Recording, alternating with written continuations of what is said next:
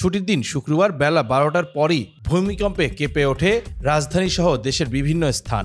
7.7 মাত্রার এ ভূমিকম্পের উৎপত্তিস্থল ছিল 597 কিলোমিটার দূরের মিয়ানমার। গত 20 বছরে মিয়ানমারে এমন ভূমিকম্প দেখা যায়নি। মিয়ানমারে উৎপত্তি হওয়া ভূমিকম্পে প্রতিবেশী থাইল্যান্ডেও ভয়াবহভাবে অনুভূত হয়। কয়েক মিনিট পর একই এলাকায় 6.4 তীব্রতার একটি আফটারশক অনুভূত হয়। পরপর দুটি ভূমিকম্পে দেশটির বিভিন্ন স্থানে বহু মানুষ নিখোঁজ রয়েছেন এবং ব্যাপক ক্ষয়ক্ষতি হয়। থাইল্যান্ডের ব্যাংককেও বেশ কিছু ভবন ভেঙে যায়। এবার দেখে নিব গত 2 দশকে বিশ্বের নানা প্রান্তে ঘটে যাওয়া ভূমিকম্পের ঘটনা। 2023 সালে 7, 11 ও 15 অক্টোবর আফগানিস্তানে 3 দফা ভূমিকম্পে প্রায় 1,500 নিহত ও 2,100 জন আহত হন। এছাড়া 2015 সালে 7.8 মাত্রার ভূমিকম্পে দেশটির পাশাপাশি পাকিস্তানের উত্তরাঞ্চলে প্রায় 400 লোকের মৃত্যু হয়। 2023 সালের 6 ফেব্রুয়ারি তুরস্ক সিরিয়ায় 7.8 মাত্রার এক শক্তিশালী ভূমিকম্পে 5,99,259 জন নিহত হয়। হাইতির দক্ষিণাঞ্চলে 2021 সালে 7.2 মাত্রার ভূমিকম্পে 2,200 শতাধিক নিহত হয়। এছাড়া 2010 সালে 7 মাত্রার ভূমিকম্পে প্রায় 3,16,000 লোকের প্রাণহানি হয়।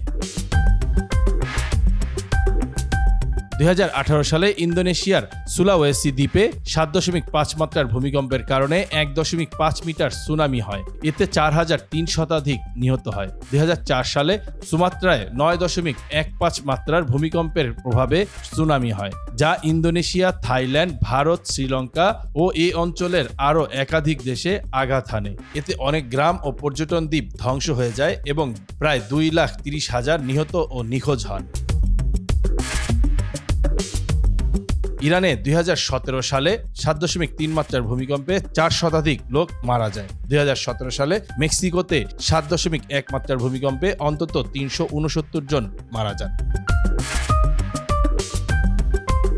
2016 সালে ইতালিতে 6.2 মাত্রার ভূমিকম্পে প্রায় 300 লোক নিহত হন। একই বছর ইকুয়েডরে 7.8 মাত্রার ভূমিকম্পে 6.5 শতাধিক লোক নিহত হন। নেপালে 2015 সালে 7.8 মাত্রার ভূমিকম্পে প্রায় 9,000 লোক মারা যান। 2014 সালে চীনে 6.3 মাত্রার ভূমিকম্পে অন্তত 600 জন এবং 2008 সালে 7.8 মাত্রার ভূমিকম্পে প্রায় 87,600 জন মারা যান। পাকিস্তানের বেলুচিস্তানে 2013 সালে 7.7 ও 6.8 মাত্রার ভূমিকম্পে অন্তত 825 জন ও 2005 সালে 7.6 মাত্রার ভূমিকম্পে অন্তত 73,000 লোক নিহত হন। এর প্রভাবে কাশ্মীরেও 1,244 জনের মৃত্যু হয়।